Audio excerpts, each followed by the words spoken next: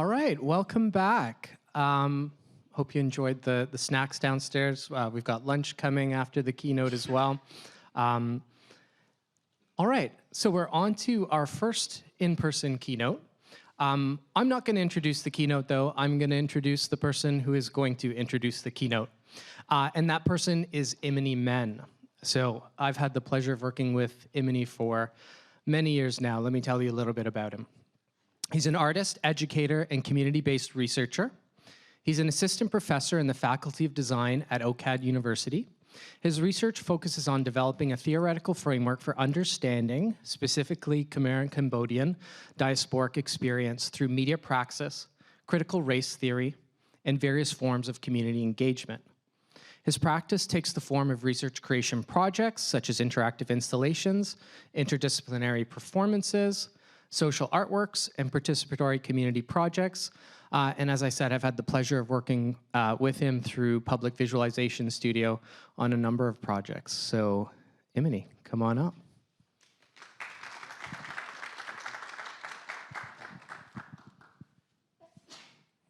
Hello, my name is Immony Men. I'd like to welcome you to today's keynote with Susan Blight.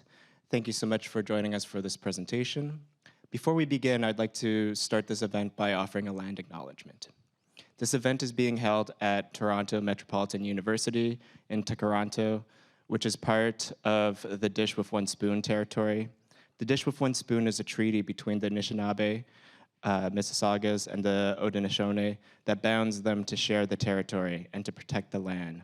Subsequent to Indigenous nations and people, Europeans and all newcomers have been invited into the treaty in the spirit of peace, friendship, and respect. As a newcomer and Khmer refugee that arrived through the Project 4000 initiative in the 80s, I'm a guest on this land. And as a guest, I will continue to offer my respect, support, and allyship to members of Indigenous communities, individuals who continue to face inequities while working towards healing and reconciliation.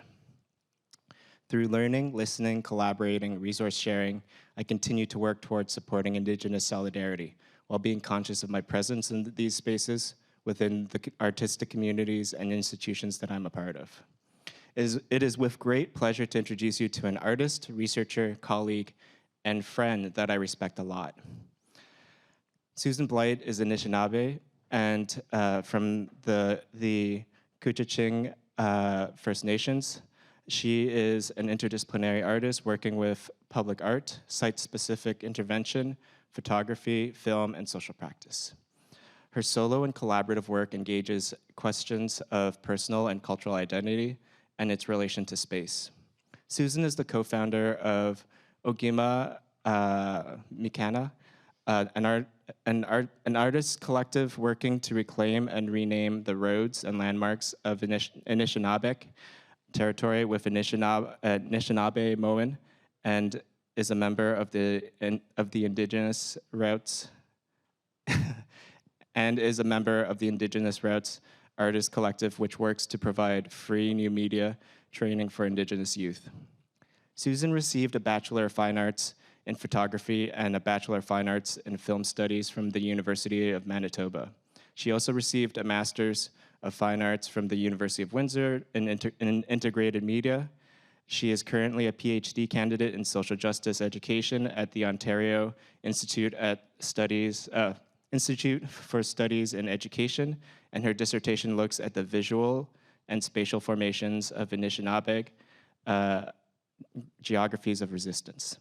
Susan is the chair of the Indigenous Visual Culture Program at OCAD University and an assistant professor in the Faculty of Arts and Science. She most recently joined the Capilano Review as an associate editor of the publication's Indigenous Places and Names series. Susan will now present the keynote titled Anishinaabe Life, Taking Up Space. This presentation will be followed by a Q&A session. So it is now my pleasure to pass the floor to Susan Blight.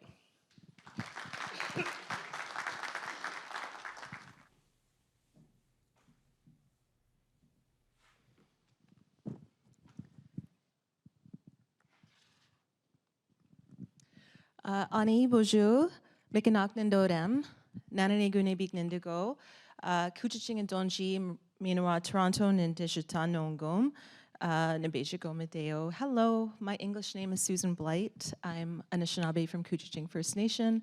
That's where I'm a band member at, as well as my mother and my maternal grandfather comes from Couchiching.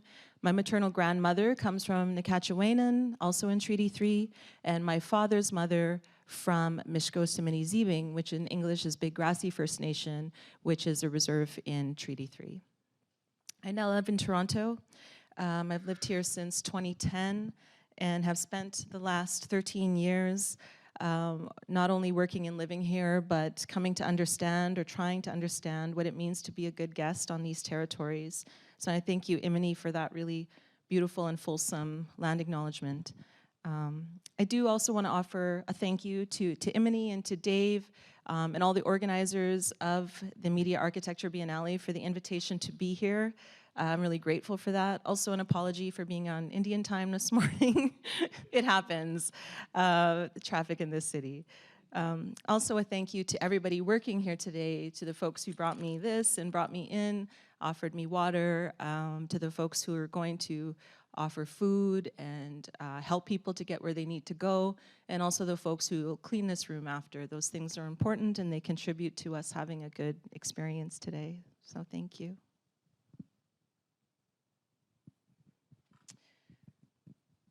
My talk today comes from, sorry, one second.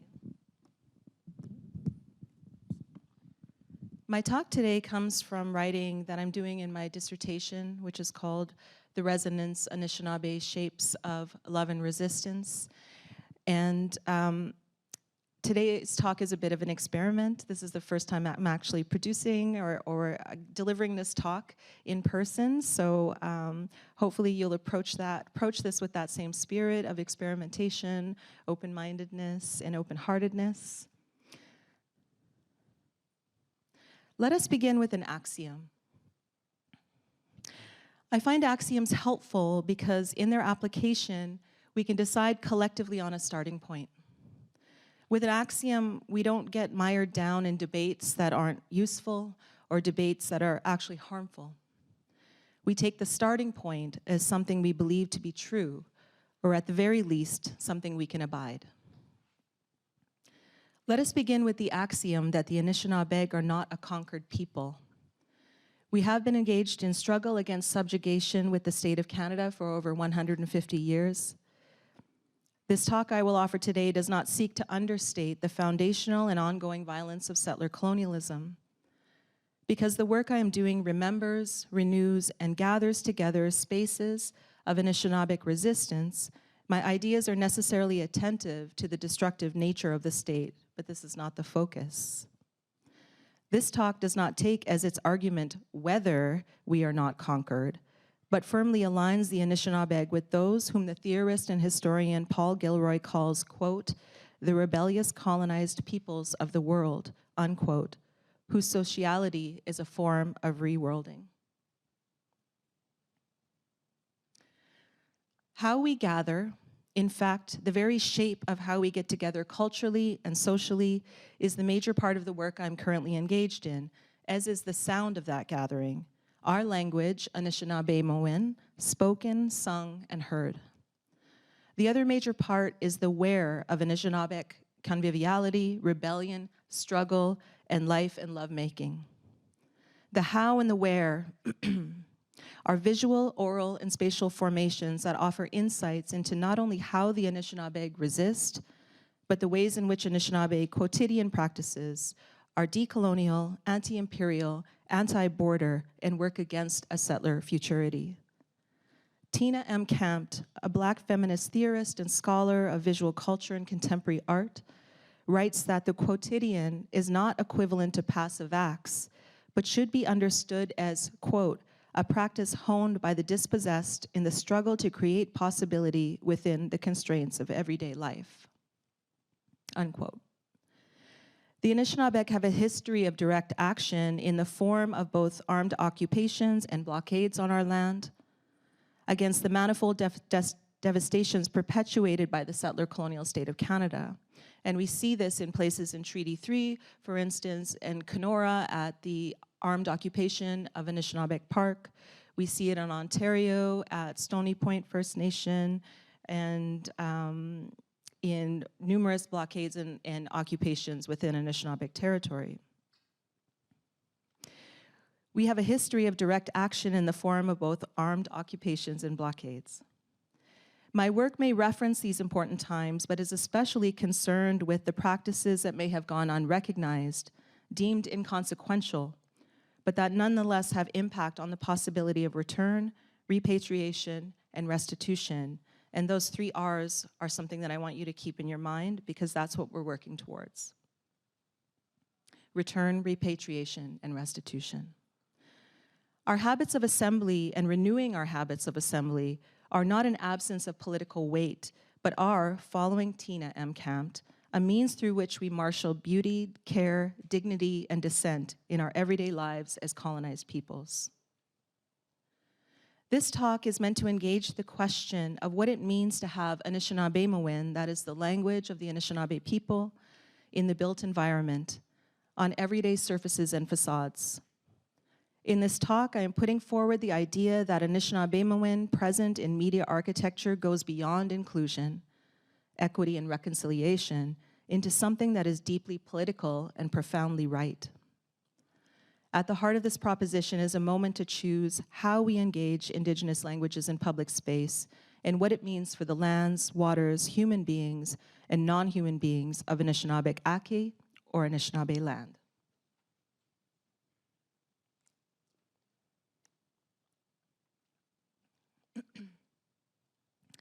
In her poem, A Mark of Resistance, the American feminist poet and essayist Adrienne Rich uses the building of a cairn as a metaphor for intention, for making, for being in a world that does not love the spaces that you love and in fact seeks to destroy them.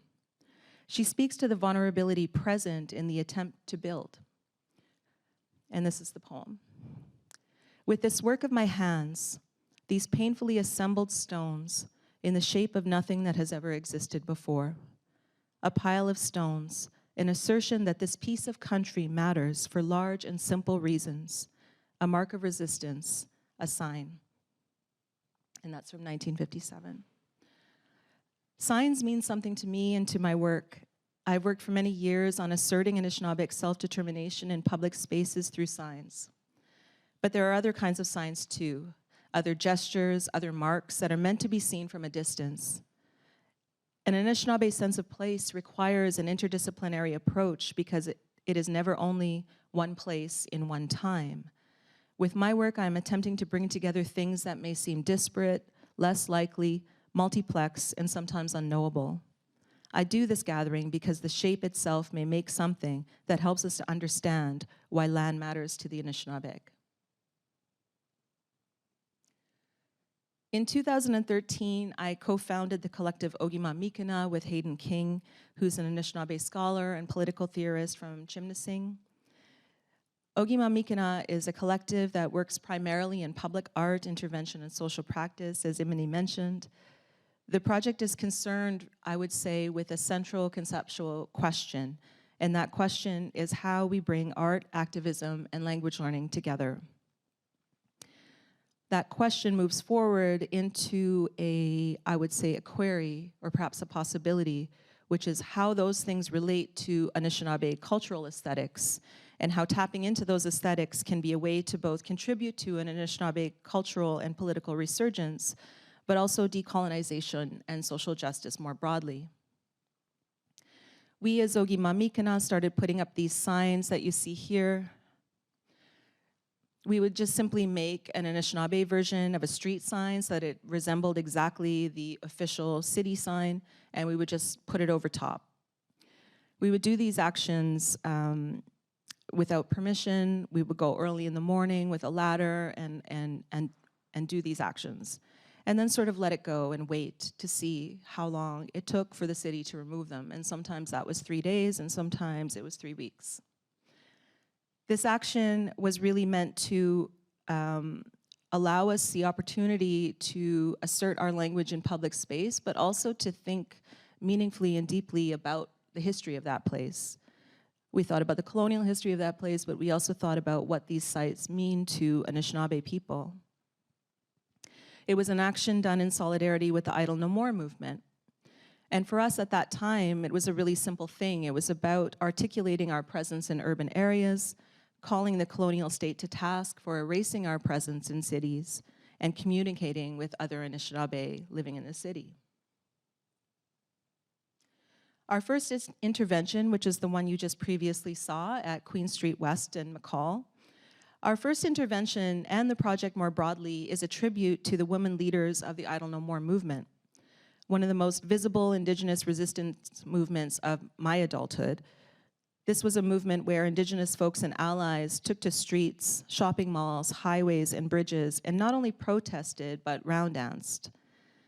The round dance, for me, is important in thinking about Idle No More because the round dance is an open ceremony. It's a dance of healing and remembering, a dance of sociality and connection, but it is also a shape on the land. These interventions we did with the street signs are about asserting presence. If a fear of disappearance is, as Leanne Batasuma-Simpson writes, quote, a basic, terrifying, omnipresent reality of being Indigenous, and particularly of being an Indigenous woman or queer person, unquote, then my hope is that these signs represent an immediate act of defiance against the threat of disappearance. There was a time when settler law, with all of its violent implications for Indigenous bodies and spirits, prohibited us from dancing, singing, and drumming our ways. Colonial legislation targeting Indigenous peoples' dancing, singing, and drumming, most notably represented in Canada by the 1895 Amendment to the Indian Act, and in the US by Circular number 1665 and its supplement. This legislation represents one of the most aggressive drives to intervene in Indigenous peoples' lives for the purpose of assimilation. Failure to comply with colonial law banning ceremonial practice, the drumming, the singing, the moving. Failure to comply, monitored by the Indian agent and often informed on by the preacher, could mean harsh punishment, including loss of rations, imprisonment, and severe fines, which for people who were being systematically impoverished could affect the very survival of their families. There is no way to measure what was lost during those times. We can also think about this drive within settler colonialism to limit, prohibit, and obstruct Indigenous movement as prompting other policies like the pass system, the residential school system, and up until 1985, the fact that Indigenous women who married non-Indigenous men would lose their Indian status under the Canadian federal government. We can think about that as a kind of movement. The daily and continual invasion of our territories, represented in one way by the infrastructures of settler colonialism, not only facilitates Indigenous dispossession, but reminds us of our dispossession. This is a direct assault on our ability to imagine our future generations on our lands. In this way, we can think of one form of resistance to the state as the making and remaking of Indigenous space under conditions of constraint, surveillance, and duress. We can generate Indigenous space as a means of crumbling settlement. In my conceptualization, Ogima as a collective seeks to build new space that reaffirms Anishinaabe relations and ways of being. I see the action of putting up a sign or spray painting a message as a gesture towards a futurity that is Indigenous. The state can build and rebuild, but so can we, and our reworlding is done in relationship to the land. This action of putting up Anishinaabe signs on top of colonial ones recollects and brings to the surface Indigenous relationships to land, best articulated through our language, and places that relationship on top of colonial settlement, covering it. The action in the language itself may be illegible to many, but we hope that Anishinaabe recognize it as a sign, a code, a glyph, and most importantly, an attempt to communicate. The practice is to make work that is uncapturable.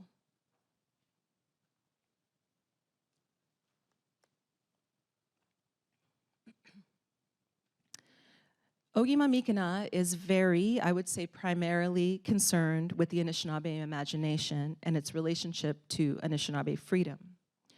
Having our work exist exclusively outside the gallery constitutes an impulse to not be confined by the limits of the white cube and to at least momentarily evade the colonial gaze.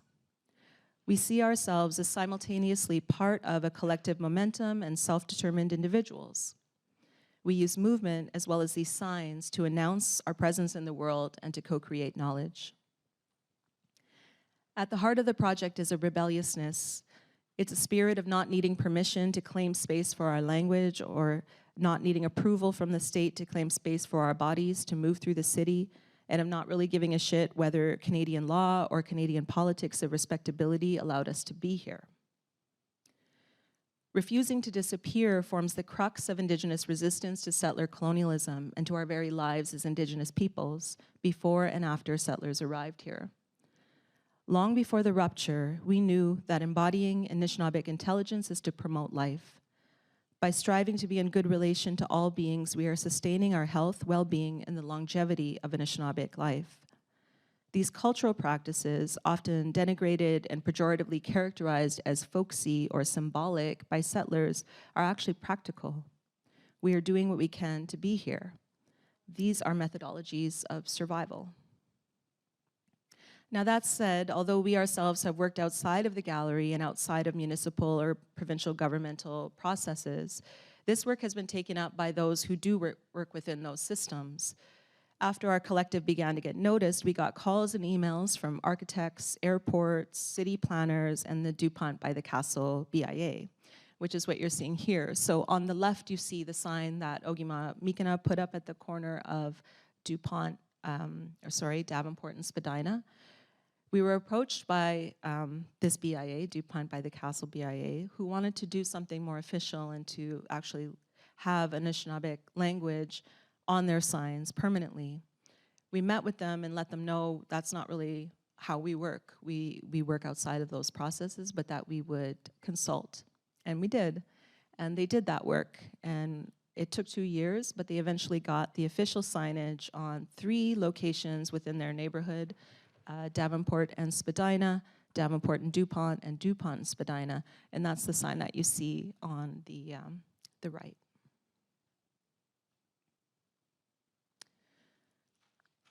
I've been thinking about land acknowledgements, as one does in our times, but more specifically about what the land acknowledgement is really meant to do. I know there's a lot of debate and contestation about how one delivers a land acknowledgement.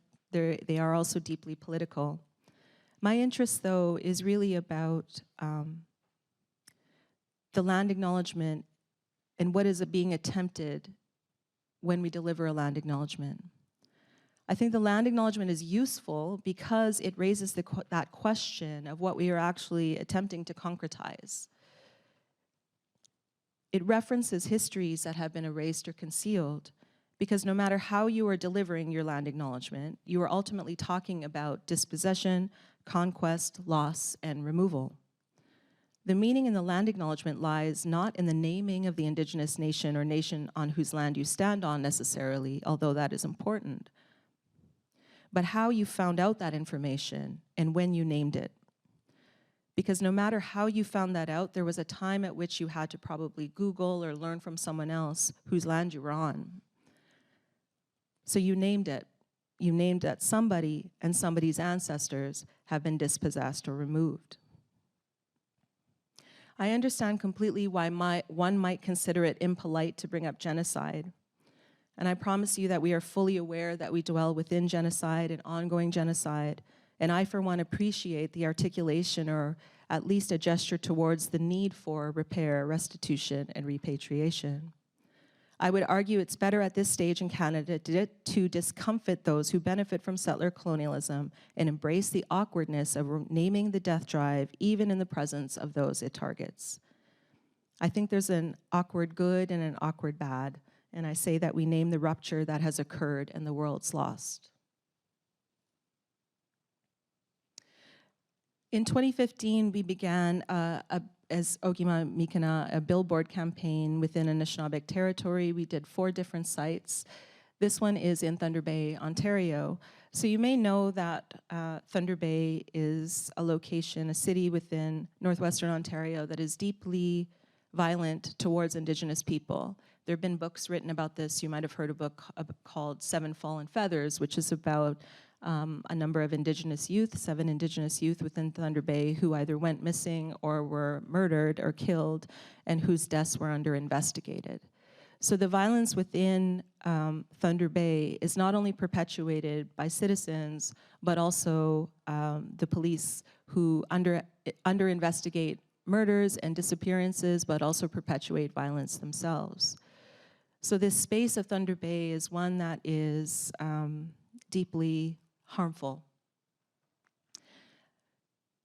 The other thing to consider when you think about Thunder Bay is that Indigenous youth often have to come from outside of the city to go to high school within the city because high school is not offered in their communities. So they end up having to relocate, right? And we think about the end of the residential school system, but these youth also have to leave home in order to go to school. This billboard was located at the exit of a Tim Hortons drive-thru in Thunder Bay, which I thought was perfect because of the number of people who would see it. But also at the end of the street was a high school that was attended by primarily Indigenous students.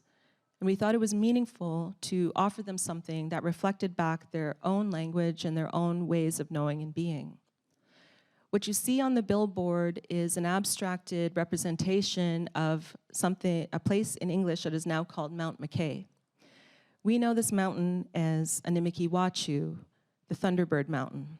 It's a sacred space for us. It's a space where people did ceremony. They still have a powwow there. People fasted there. Sacred because the Thunderbirds land there. And so this returning of the place name for me kind of functions as a land acknowledgement. It brings back not only the original name of the place, but the understanding of that place and why it's meaningful into something that feels more connected to the land that the billboard is standing on. In many ways, this work that we do is about a different way of mapping or coming to know land. And in many ways, specifically, we're talking about urban land and about cities. When we think about standard maps, we have to acknowledge their usefulness in dispossession. Standard maps offer not only a tool for, but an idea of an understanding of place. And that understanding of place articulated in standard maps does not approach the complexity or fluidity of the ways that Anishinaabeg either map or come to know land. When I look at a standard map, it does not articulate how I, as an Anishinaabemowin, as an Indigenous feminist, come to be in relationship to land on territories that my people have known for a time longer than we can imagine, and those that I am unknown to. Standard maps hold connotations of imperial orders to take, to spoil, and to own. They have a voice, but one that tells you that everything you need to know is right here in these grids, flattened out, and that voice wants to be authoritative about something that Anishinaabeg know we cannot be arrogant about, and that is land itself. This work is also about challenging colonial representations of land. Some places on Anishinaabe land are old, but also young and always changing and never finite. So when we look at a standard map of Canada, we are looking at a representation of Indigenous land, but how good is that representation? The sort of mapping that we do as Ogimamikina is also a form of Anishinaabe writing, bringing writing back to an embodied practice that can both name and resist the epistemic rupture that has occurred. It speaks back to the colonial violence of mapping for domination and conquest. It centers Anishinaabe life as represented by our movement, and it slows and disrupts and obstructs settlement. What it also does is make work which is both informed by and contains elements of Anishinaabe culture, but also contributes to Anishinaabe culture, meaning Anishinaabe cultural production and aesthetics. I say this because I resist the notion that it is only Indigenous cultures which must remain static to be vital or valid. Our work and the objective of our work is that it is uncontainable, uncapturable, and I say this in regards to the idea that the process for the viewer of the work is unstable. It's not a gallery. You don't have a certain amount of time to look at the work.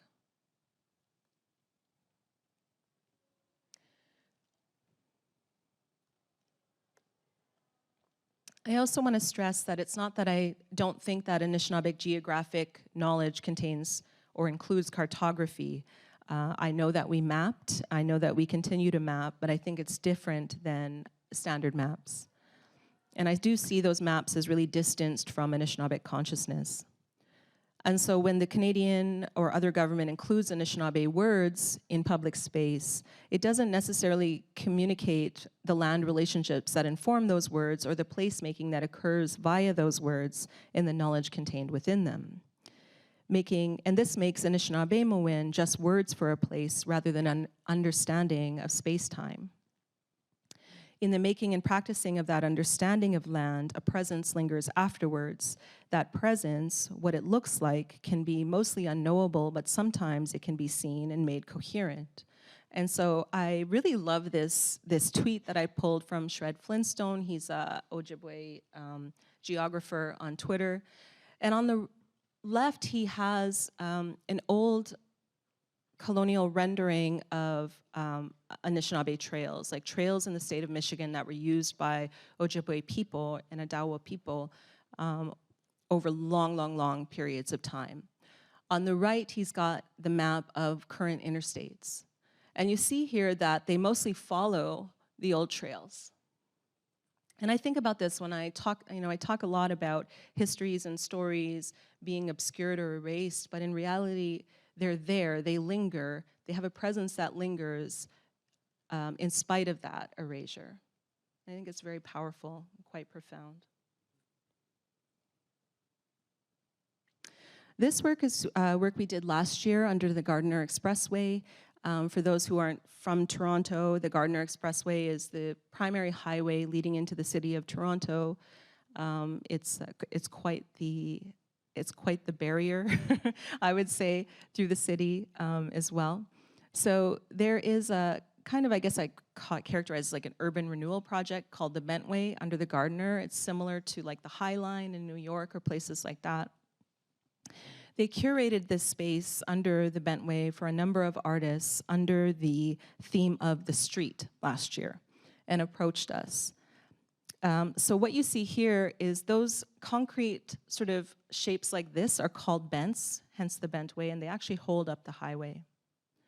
So when we thought about the theme of the street, it was interesting to us to work in this way because the street has been the home of the practice of Ogimamikana since our inception, since 2013. Our work dating back to 2013 has been performed and enacted on and with the street.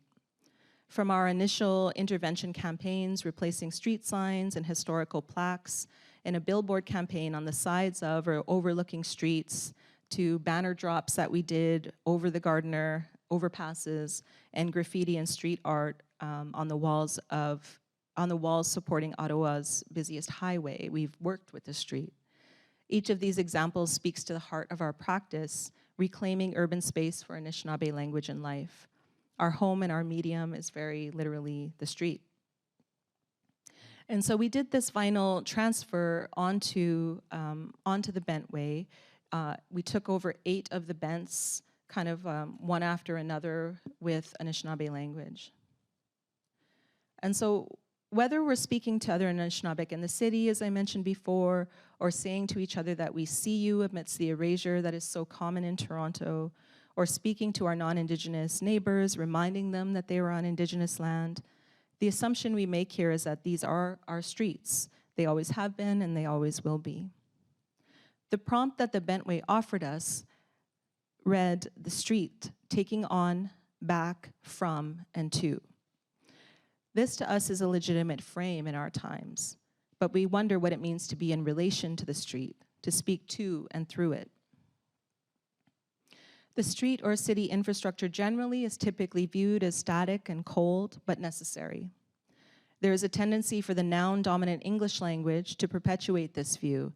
Now, just as an aside, Anishinaabe language, Anishinaabemowin, is a verb-based language. It's 80% verbs. So you can imagine how different it is from English. Most objects in the English-speaking world are effectively dead. Surely that can be said of a highway, and yet for Anishinaabemowin, a verb-based language that ascribes spirits to rocks and trees, among many other animate things, there is a rationale to consider our built environment a relative. Now, I'll tell you a short story before I go on here. When we did the first site visit at the Bentway, one of the things that they told us is that there are people, folks who come through once a month, and they bring a stethoscope and they listen to the bents. So they put the stethoscope up against the concrete. And what they're listening for is any kind of movement within the bents. Has something to do with the salt. Maybe somebody knows here. But they're listening for movement, and what this movement means is it's a bad sign that things are starting to crumble. So they come and they listen every month. And Hayden and I thought that was a really interesting thing to think about, listening to those bents in that way. Learning that the Bentway speaks, and you can hear it if you listen closely, the salt used in the concrete curing process moving through the structure, pushes us to consider the gardener on new terms. What life exists here amid the traffic and the wind. From ground level looking up and east or west, the Bentway resembles a canyon of sorts, and you can kind of see it in this photo, that shape. We imagine the sounds of life echoing through time like the language itself, distorted slightly here, mispronounced here, bouncing back and reforming all the while. In his book, Ojibway Ceremonies, Anishinaabe author and linguist Basil Johnston offers, and I just want to say Basil is somebody who's deeply important to my work and somebody who I cite throughout my dissertation. He offers a meaning of midewewin as the resonance. He draws from the grammatical final wewe, which refers to sound and can be found in words like baswewe, it echoes or resounds. I'm drawn to this analysis of midewewin as the resonance because it offers a spatial interpretation of how a practice, midewewin is a belief system, but that belief is operationalized as a practice that is both physical and spiritual, seen and unseen, how that practice impacts neighboring objects in its field. If we think of a practice as having associations that radiate outwards, that communicates as it travels through space in waves. This movement is not only felt, but met by other beings. In this way, the resonance is the entire process from the starting point to the motion through and the ripple outwards. Within that process, there is pressure as the waves move. They are encountered by others also moving and needing space. Those encounters might look and feel chaotic, but are as imperative and meaningful as the very first seed thoughts of existence in our Creator's mind. Seeds rumbling in the deep darkness that expanded into everything we know of this world. The rumbling is manifested in the rattle as the seeds bump up against each other and against the limits of their space. So if you think about the sound of a rattle, seeds in a gourd, that sound has something to do with what Basil is talking about in the resonance. A chaos, perhaps, but one that brings a sound that is familiar, necessary, and transformational. Like the rumbling, the resonance is spatial and sustained by movement. It embraces tension and connection. So we think about midewewin as the spiritual healing society of the Anishinaabe, but it's also a practice. So it's interesting to me that Basil then talks about or translates midewewin as the resonance, meaning there's the center, but there's something radiating outwards and also being returned in that constant movement back and forth. And so when Hayden and I were at the Bentway looking at the site for this work, which is called Wewe Bizindan, so you'll see again the root of that word, wewe, we thought about this idea of Basil's, this theory of the resonance. Wewe Bizindan translates in English to listen carefully. This is a term that is spiritually important to the Anishinaabe. Any ceremonial Anishinaabe people will understand what Wewe Bizindan means, to listen carefully. We thought about this in relation to the bents and listening to the bents, but also as a metaphor for something else. When we looked down the Bentway, we saw a canyon. When we think about canyons, we think about echoes. And I started to think of the echo as a metaphor, or perhaps even a methodology for what we might call decolonization. When you utter into an echo, when you say something, it comes back to you, but not in the same exact way. There's a difference in the sound. And so I thought about that as a process that was really interesting. The idea of an utterance coming back to you, something coming back to you, but maybe not the same, but it does return. The other thing to consider here is that we are, as Ojibway Ceremonies, moving into the kind of work that uses our language poetically. And so the 8 bents that you see here are actually a poem beginning with the phrase, wewe nebizindan, listen carefully. What you see on the side of the bent there is a symbol that we took from an Anishinaabe wampum. It's the symbol for fire. Fire is used in diplomacy, in talks and connections, and sociality as well.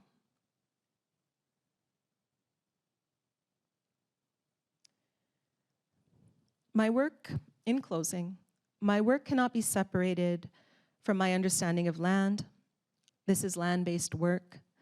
Primarily, I hope that viewers of this work understand it as simultaneously metaphoric and material. Land is not merely a surface upon which things happen or upon which we act, but is in fact a space of possibility. We influence the land and the land imprints on us. As Ojibway Ceremonies, we install signs, billboards, and vinyl transfers for the purposes of uprooting normative modes of thinking about space. I think often about Anishinaabemowin, quoting feminist geographer Doreen Massey in her book, from her book, For Space. Anishinaabemowin is writing in a book called Mark My Words, Native Women Remapping Our Nations. But in that book, she's quoting Doreen Massey. And there are 3 things she identifies to understand space or land. The first is that space can be defined as the product of interrelations. The second is that it is a sphere of possibility. And the third is that it is always under construction or a simultaneity of stories so far. I think often as well of this quote from British historian and theorist Paul Gilroy from his essay, Never Again, Refusing Race and Salvaging the Human. This is when Paul Gilroy won the Holberg Prize, I think in 2019. I'm gonna read the quote and then end my talk. So the quote is, "Those horrors are always much closer to us than we like to imagine. Preventing their recurrence requires keeping them in mind. Monitoring our motivation for undertaking that thankless work is also essential. As Raymond Williams suggested, we cement our dissenting tradition by selecting the ancestors we need." So how we choose, who we choose, where we choose to remember and to keep in mind has deeply political resonances. Those choices expand and resonate outwards as we learn, connect, dissent, and grow. Miigwech Bizendaweyeg, thank you for listening.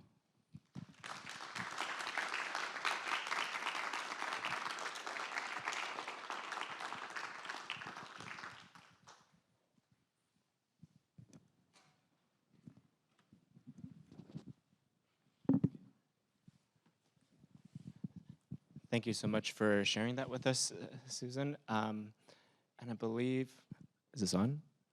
Okay. And I believe we're going to start the Q&A. Yeah, we could sit up front. So folks who have questions for Susan, there's a mic that's going to be roving around, so just put your hand up, and then I'll gesture towards towards you, and you could pose your question for Susan. How's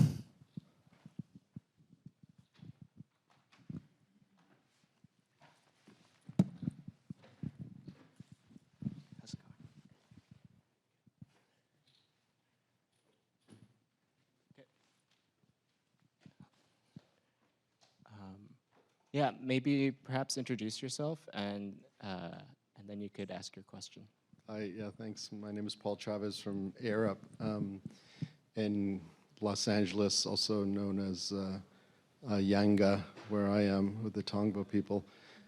But so my question, thank you for the work that you do, is I guess I should start with a question. Is the tradition of Anishinaabe an oral tradition, And how are you thinking about that as it translates into these text pieces that you're doing?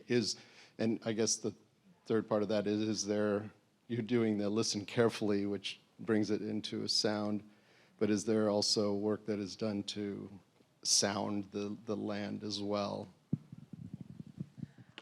Thank you for that question. No, it's not just oral tradition. So the Anishinaabe actually have a writing system, and we recorded a lot of our stories and knowledge on birch bark scrolls. And so those birch bark scrolls, we do still hold some of them, but many of them were actually stolen and taken. Some of them exist right now at the museum down the street, known as the Royal Ontario Museum. They still hold our sacred scrolls, which actually in our communities are not even viewed by everybody. Like, there are only certain people who view them, who can read them. So we did have a writing system and a recording system, but we also are, of course, as many Indigenous cultures are, storytellers, and our knowledge is passed on in a myriad of ways, not just through writing, but through ceremonial practices that involve singing and dancing and moving as well. And so that multiplicity is really important, because I think about that, like, in a ceremonial space, singing and dancing and learning at the same time, where you take knowledge into your body through movement. That's like deeply important to think about, in contrast to the residential school system, where our children were taken and put into rows of desks, not allowed to get up and move, not allowed to speak, right? It's it's completely opposite of the way that we learned for thousands of years. And so I think one of the ways that we're thinking about your question, or what your question may be pointing towards, is through these textual elements, like thinking about them not just as text, but as shapes as well, but also about the movement from a textual element into something that is heard. And so that's where the gathering becomes important. That's where hopefully the work inspires conversation and dialogue and gathering. That's something that I'm really interested in my work, is providing those types of spaces, like how those things move beyond just a sign. And so I was sort of trying to point towards that, and where there is a momentum in Canada towards returning Indigenous place names to spaces, to streets and towns and things like that. My primary sort of concern with that is that when they do, it's divorced from its meaning. It's divorced from the knowledge that is contained within those words. And oftentimes we forget that Toronto and Ontario and Canada itself are all Indigenous words. We already have these things. The issue lies with the disconnect that's occurred. The issue lies with there being no relationship to the Indigenous people whose name that came from. And so the hope here is to reinscribe those things with relationality, whether it's between humans or non-humans or the land itself. Thank you. Thank you. Oh, just over there. Hi. Hi. Cheryl Catterall with Moment Factory from Montreal. We're being asked a lot to sort of invest public space with digital engagement means, to activate public space, but also allow Indigenous stories to emerge through digital means. And we're being called in as sort of subject matter experts, not subject matter, but experts, sort of technological experts. Yeah. But how would you suggest we engage with the communities that they're putting us in touch with? It's a really difficult thing to do. And Yeah. I love your work, and it's expressive, but it's coming from you. And they're asking us to mediate these stories. And it's it's an uncomfortable feeling, and I'm not quite sure how to address it.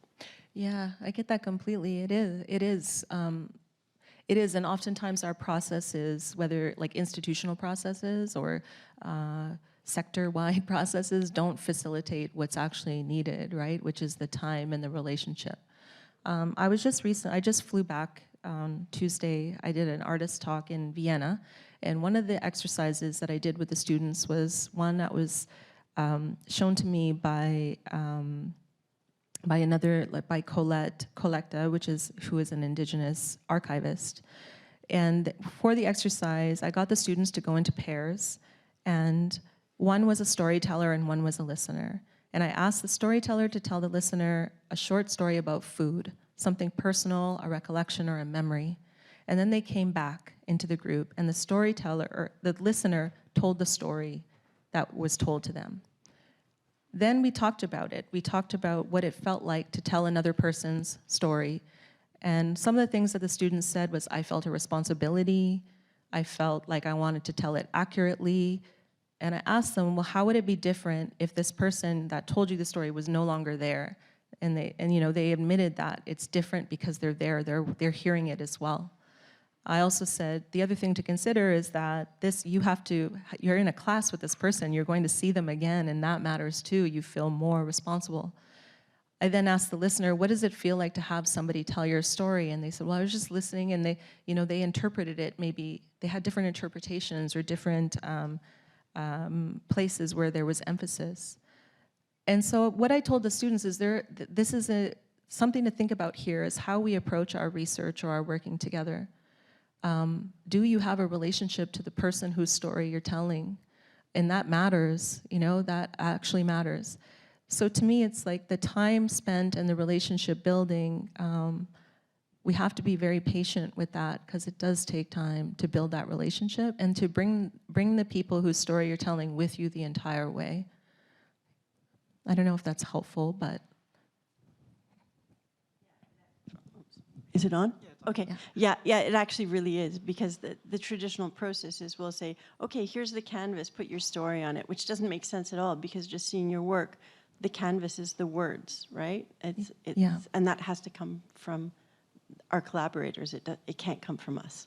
Yeah. Yeah, I would say like that's exactly it. Like the people that are overseeing it, I guess, or putting it into action, try and push back as much as possible on any time constraints, because time is the most important factor in the relationship building. It's really hard to do it in a few weeks, or yeah. Thank you so much. Okay, thanks for the question. I love that, Susan, because it's there are details and points to desires for longer engagement, and so details that reveal trust building and care within community consultations. And I'm referring to community consultations because there's a lot of moments where they're fast, they're quick, and they're kind of extractive. And I think perhaps referencing some notes from Linda T. Waysmith's teachings of looking towards community action research and looking towards community agendas and moving with communities rather than looking at them for, and it's not purposefully, but like potentially there are moments where there's cultural extraction in these types of engagements, so. Yeah, exactly. That's it, because we don't want the work to become perfunctory either. Like we should want meaning from our work. That meaning comes from establishing relationships and what we can learn from each other. But at the same time, we don't want to go into a situation viewing someone else's work in an extractive way where it's like you're only looking for the thing that you can take that benefits you, or how you put someone else's work to work for you, right? If anything, I think that we can look to, exactly as you mentioned, things like participatory action research and things like that have set certain pathways before us for how to work with community. And I say work with community as opposed to like research on communities or things like that have historically been deeply harmful. Yeah.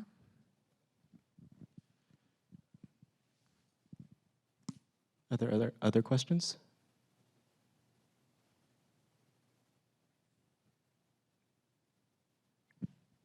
Okay, I have one, and it's on familiarity. And what does familiarity teach us, and how does it guide us? And like you and I've had brief discussions about how language moves through our bodies into spaces, through our communities, and how sometimes those gestures, it gestures towards remembering, towards reconnecting, and towards, in a lot of cases, it's a gesture towards reclamation And I'm wondering if familiarity is something that you're really thinking of when you engage in this type of work, or unfamiliarity, like. Yeah, definitely. And it's interesting that you say familiarity, because there, as someone who is learning Anishinaabemowin now as a second language, like, I grew up in my home territory. My grandparents, I spent a lot of time with my grandparents because both of my parents worked full time. And in fact, my mom sometimes worked 2 jobs. My dad worked in a mine, so he worked very long hours. I was with my grandparents a lot. My grandparents, my maternal grandparents, both spoke Anishinaabemowin fluently. So I remember hearing it, but I didn't learn it. As an adult, I committed myself to learning the language, or trying to. And when it comes to familiarity, there's a familiarity of the language, but there is an almost like a fear that arises, or yeah, I would characterize it as a fear or a lack of familiarity that makes me feel nervous in speaking it sometimes. And so it's like that undoing of that that fear or that lack of familiarity, and bringing it back to a spiritual practice that has been important to me. So one of the things that Anton Troyer, who's this Ojibway language theorist, like one of the most important people in Ojibway language learning, he actually learned Anishinaabemowin fluently as an adult, and he now teaches at Bemidji State University. One of the things that he talked about that was deeply important to me was to say when you're struggling with the language, to offer tobacco to the land, which is a Anishinaabe spiritual practice, to offer tobacco to the land and ask a spirit to help you. So just bringing that back to something spiritual and something that is rooted in our ways, as opposed to something academic or reading from a book, or like I learned, some of the Anishinaabe I learned was sitting in a class at the U of T, with people I know understand that in this room, which was great, but also a different way of learning than I probably would have learned had I learned it as a child. So it's like that familiarity, those practices are beyond an academic thing or even an intellectual practice, but bringing it back into the body, just the motion of offering, for instance, is one of the ways that I'm trying to undo that. I don't know how you feel, or like if that's something that feels right to you. No, that makes sense, and yeah, and I think it's also like the spaces that are being designed are placing, like we talked yesterday. I ran into Susan yesterday, and we were talking about the sounds, and so once a year I usually hear Khmer. The Cambodian population is very small in Canada. We're about, according to the 2016 census, it's about 38,400. So it's quite small. So once a year I'll hear Khmer in public, and it's usually in the parking lot of a Walmart, and are on the way back from an amusement park. And it brings back, it makes that public space a little bit more comfortable. And it's almost like a moment where you gravitate towards the sound, and gestures of the body of like it, your shoulders almost get a little bit lighter. And yeah. Yeah, absolutely. That's super, I relate to that a lot.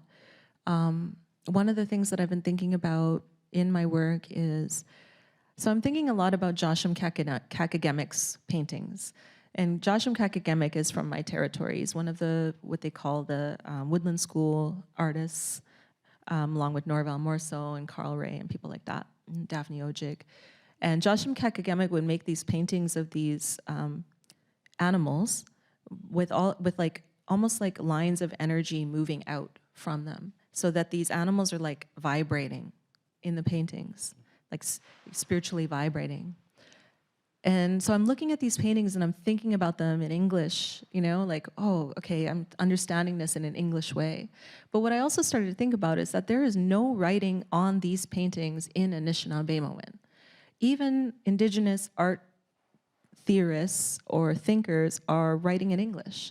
It's like our language works with these paintings. And so I started to speak the language along with the paintings. Like someday I'll do a talk like that. But like, it made sense. It felt familiar and it felt right for those paintings to hear the language alongside. So, yeah, to talk about them in our language. Yeah. That makes sense. Do we have, okay. Behind me, was there anyone else, or should I just jump in? Just jump in. Just do it. Okay. Thank you so much, Susan, for that talk. I've had a chance to see the work at the Bentway and just sort of appreciate the scale and the way that it sort of, the way that it addresses the audience in this really beautiful way, both at the scale and the way that it sort of makes you look up and sort of take everything in and sort of open up a little bit, and I really appreciate that aspect. But I want to get back to something you said about the quotidian and this idea of habits of assembly that I really liked, being able to point at that seemingly innocuous thing and say, no, there's a lot of power in there. And I know, Immony, you've just been talking about that, the sounds that we hear, the signs that surround us. The first theme of our conference is equity and access. And you've had a few different sort of approaches to that. There's been the, okay, well, we're not going to engage in a colonial framework that has excluded us and go through this process to get this officially renamed, and we're just going to throw it up there. So there's that aspect. But there's also this sort of, I'm sensing like a desire to think about how that could be different. What would an sort of equitable and accessible process, or what might that look like to you in terms of like if we could just start again and think about that, or maybe reflecting on the way that you brought up, you know, the prevalence of mapping and naming. It's not something new, but it can be done in lots of different ways. So maybe you could reflect on that a little bit more. Sure, like I think that, well, it's a good question, and I think there's a lot of different answers to the question. One thing that I would say for sure is that for me, in my work, my interest is in moving from what are somewhat sort of symbolic gestures rooted in the idea of equity and inclusion or diversity, moving from those symbolic gestures into something material. And what I mean by that is the repatriation of land. If we do not move towards a repatriation of land, meaning the return of indigenous land, then this will all have been for naught, because that's what land forms the crux of this problem. And I say that because without land, we cannot be Anishinaabe. Land is necessary to our ways of knowing and being. And so for me, it's like there are precedents for the return of indigenous land. This is not new. There's a collective working in Oakland called Segorite Land Trust, and I see them as really setting the standard for how this could work. So they've developed something called the Shumi Land Tax. And the Shumi Land Tax is something that allies who care about these things, who care about justice, voluntarily pay a land tax to the indigenous host nation the land they're on. And then that money is used to buy land back. It's not a perfect process. We shouldn't have to buy land back, but it's sort of like that's where we're at. So there are precedents for this of people giving land back. We can also think about sort of crown land and things like that. It's like spaces that any type of space or land that can be given to indigenous people is one way to make that move from symbolic into something material. And in that way, you're actually contributing to decolonization. Most of us have probably read Decolonization is Not a Metaphor, and that's what Eve Tuck and Kei Wen Yang are talking about, that it's not a metaphor for how much better we want relations to be in the personal sense, but is actually something that is material and structural. So it's like, how do we move that structurally? That would be the one thing that is important to me in the work. So you could say these signs are sort of symbolic, but the hope is that they move people into a discussion, into the material. I would also say that there is something to be said for something that Immony brought forward, which is that familiarity of actually hearing, like how do we move from textual shapes, images, into being able to hear the language spoken. And so there's like support needed for Indigenous language revitalization and things like that. Like there is not an Indigenous language in this country that is not at risk of disappearing within a few generations. Even Anishinaabemowin, we're considered one of the 4 viable languages in Canada. We're losing fluent speakers. So the support for Indigenous language revitalization in material sense is also one way to do that, to bring that familiarity of the sound back to the land, back to our communities. And I do believe that there are things within our language that are deeply important for us as Anishinaabe to learn and to know. Like there's ways of relating to things that are deeply philosophical, that help us to understand and who we are, and actually give us the tools for survival within this system are contained within that language. So yeah, that would be my answer. Thank you so much. I think one of the most important things I heard from what you just said was we can talk about processes of naming, but if you have to take a step back and talk about the land first, and if the land is there, then the naming will come and the processes will come, or we're there and can return anew, as we sort of rethink these things, but it has to go back. It's sort of the wrong question to ask about the processes of naming. Yeah. It's that deeper structural question. So thank you for bringing attention to that. Thanks for the question.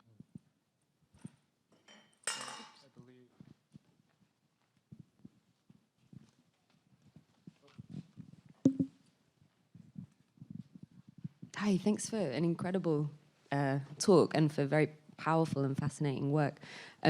I developed research around a project called Urban Lexicons, which looks at how the city speaks to us and how we speak back. And so I'm very interested in this fact that Anishinaabe has 80% of their languages is focused on verbs, and the ability of sort of seeing seemingly inanimate objects as active. What can non-Anishinaabe speakers kind of learn from that in seeing the world around us in a less static way? And how would it influence, our kind of worldview or our view of the spaces around us? Yeah, I think that there is a lot to be learned from the way that our language functions grammatically. And I say that in relation to what I said before, which is our language is 80% verbs. The worldview that accompanies that language is very different than English, which is primarily nouns, right? That when something is a noun, it's named, it's categorized perhaps, in fact it's categorized into a certain thing, and the assumption, I think, is that that thing is unchanging. It is that. Whereas a verb is about being. A verb is non-static. It is in a state of being that thing. And so what that says to me is the worldview that accompanies that understands that that thing is subject to change, and not only that, but that it has the agency too. And so in our language, colors are not adjectives, they're actually verbs. So something is not red, it's in the state of being red or state of being blue. So that just that simple sort of change is actually quite profound when you think about it. Because what it says is that land itself and everything upon it is non-static. It is subject to change. And that what that means is that we sort of remain intellectually, I would say, nimble, right? And it also inherent in that is a respect for another being's agency.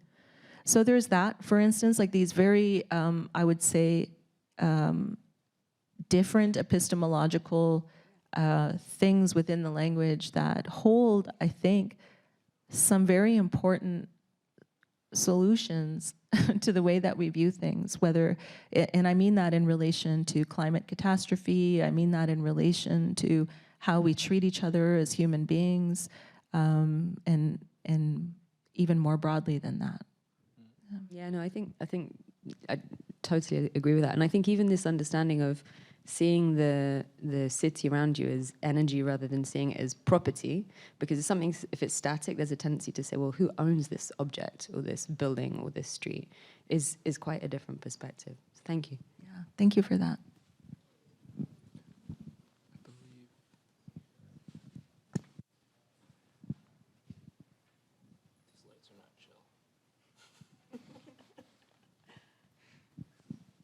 Hi, my name is Sherry Dalbin, and I want to thank you also for deconstructing the intentionality of the work. You know how important it is about the approach and you know the authorship of that and the process. And one thing that came up in a workshop yesterday was really thinking about the reality of digital commons, right?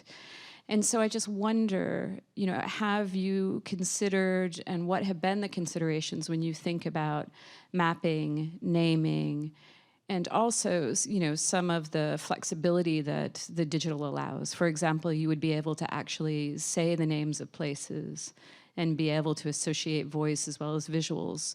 But at the same time, you know, it's another structure and another ownership that has created a lot of these common tools. And so how does that fit into your work, thinking about the digital reality of representation of land and place?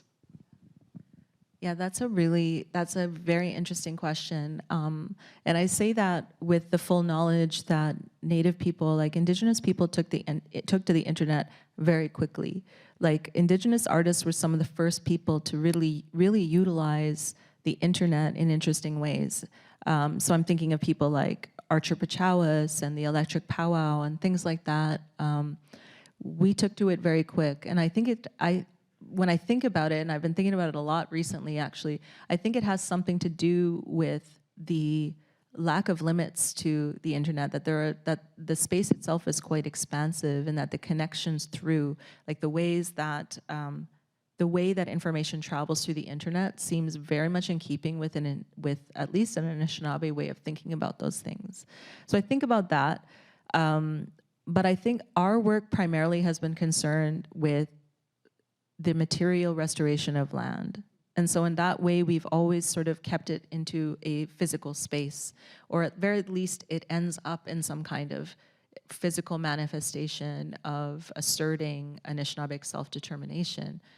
I will say that we also have utilized GPS technology to sort of map land to, there was a project that we did that was at On-Site Gallery, and it was curated by Patricio de Villa, called Diagrams of Power.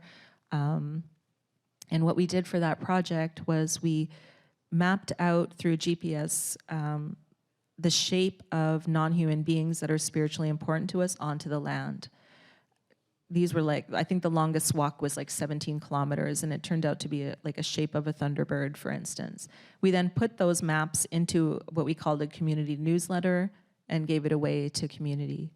And so in that way, we did sort of utilize that, but it had to do with the idea for that, or the concept for that, was to be recognizable to non-human beings that exist in the sky world. Like the central sort of conceptual question is how will our ancestors recognize us? And so walking it on the land. So somehow I think our work has always come back to a very physical space. So I think that's a bit of a non-answer, except to say that, like, I think there's potential in the space that you're talking about for something really interesting. I think this project, though, that I talked about today is primarily concerned with physical space and cities primarily. Yeah.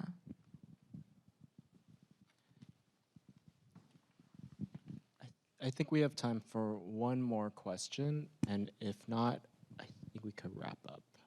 But do we have one last question? Okay.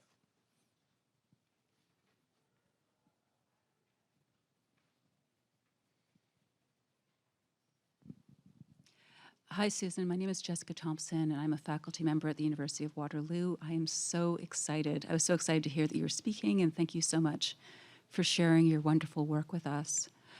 You know, when we engage in work that draws from our identities, often we have to engage in activities that can sometimes be re-traumatizing. There's a lot of emotional labor in explaining your work to other folks.